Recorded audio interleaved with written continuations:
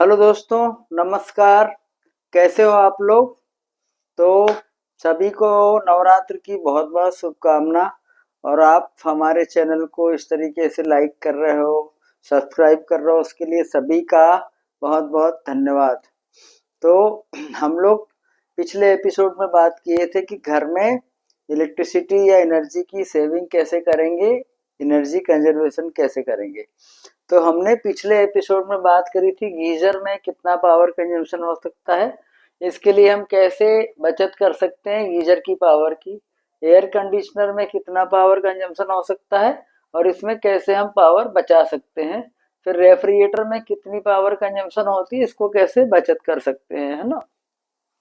तो ये पिछले एपिसोड में बात करी थी। आज हम बात करेंगे दूसरी चीजों के बारे में जो घरों में इस्तेमाल होती है और इसमें हम कैसे पावर की सेविंग कर सकते हैं। तो ये सभी को याद होगा, 1 यूनिट बिजली का मतलब होता है 1000 वाट का कोई लोड यदि 1 घंटे चलता है तो 1 यूनिट बिजली लगती है। ठीक है ना, ये तो सभी को मालूम है।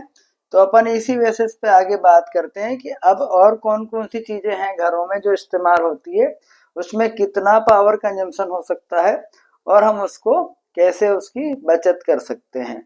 तो लाइटिंग लाइटिंग तो कॉमन चीज है, सभी घरों में होती है। लाइटिंग आजकल सारे लोग एलईडी लाइट यूज करते हैं। एलईडी लाइट्स यूज करने से पावर कंजम्पशन कम हो जाता है। तो कहीं पे भी सीएफएल और बल्ब नहीं हो, इसका ध्यान रखें। एलईडी लाइट का इस्तेमाल करें।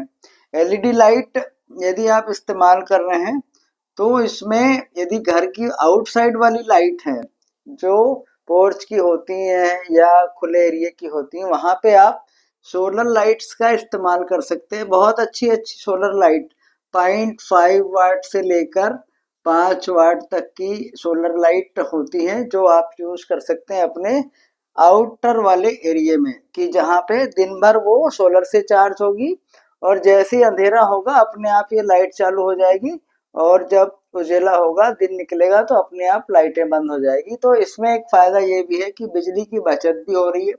प्लस आप यदि कहीं घर से बाहर जाते हैं तो आप देखा ना, कई बार हम लोग बाहर की लाइटें चालू कर जाते हैं, वो दिन में भी जलती हैं।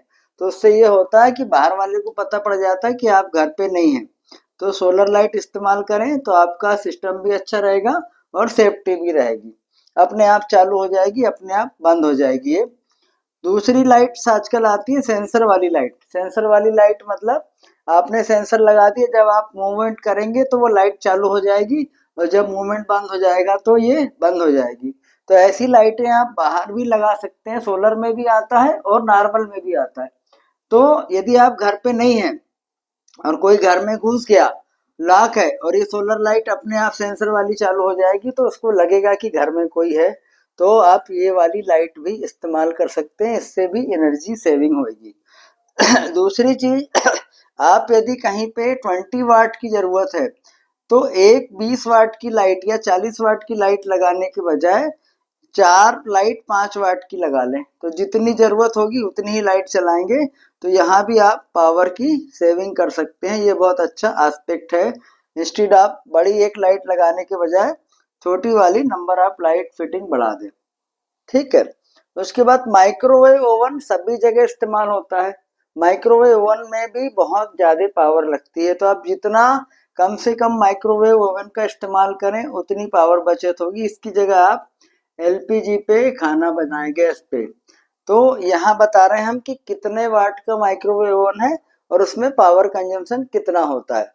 यदि 600 वाट का ओवन है तो 841 वाट उसमें पावर कंजम्पशन होगा।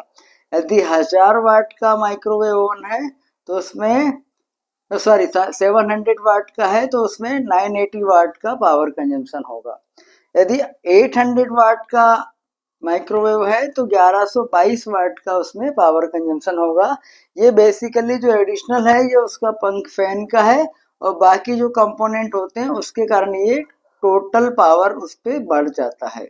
ओके। यदि 900 वाट का है तो 1260 वाट का पावर कंजम्पशन होगा और यदि 1000 वाट का है तो 1402 वाट का पावर कंजम्पशन होगा। यदि 1200 वाट का है तो 1683 वाट का पावर कंजम्पशन होगा। तो ये बेसिकली ये वाटेज इसकी रेटिंग पे लिखे होते हैं, और ये जितना यौवन का बड़ा होगा, जितने फीचर बढ़ते जाएंगे उस हिसाब से इसके वाटेज बढ़ते जाते हैं। तो बेटर है आप मिनिमम यूज करें माइक्रोवेव का, उसकी जगह आप एलपीजी का इस्तेमाल करें, तो यहाँ पे आप बचत कर सकते हैं पावर की।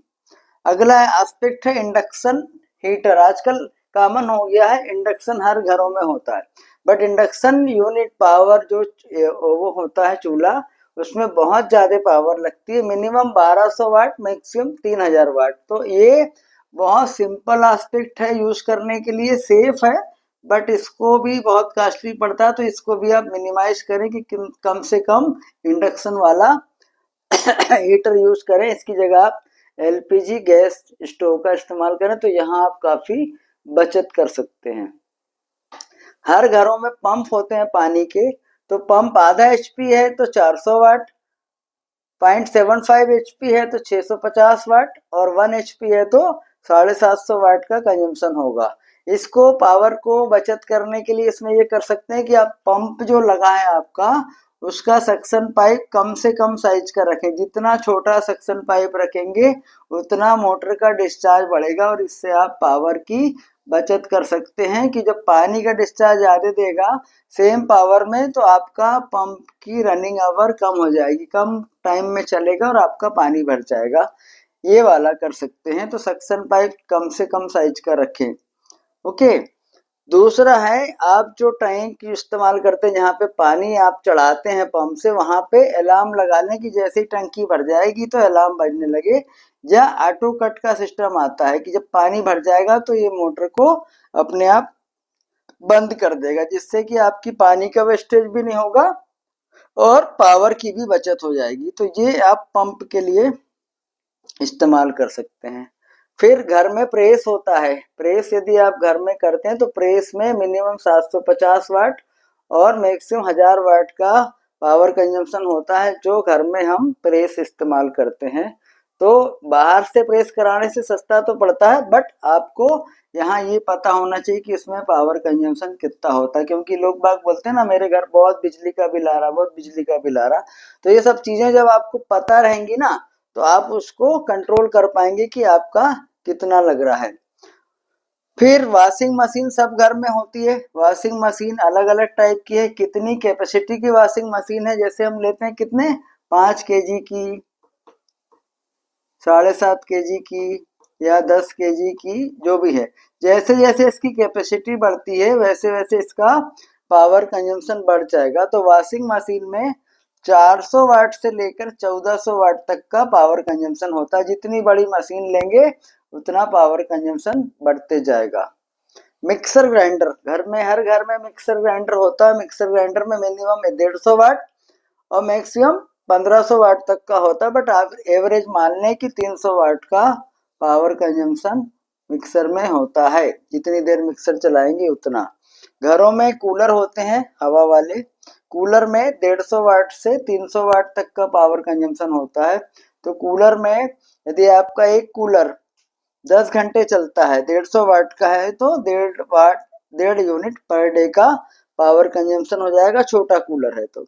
यदि आपका बड़ा कूलर है, डेजर्ट कूलर, टेंट कूलर जो जिसको बोलते हैं आजकल, वो यदि आप 10 घंटे चलाएंगे तो 3 यूनिट का पावर कंजम्पशन हो जाएगा 10 घंटे में।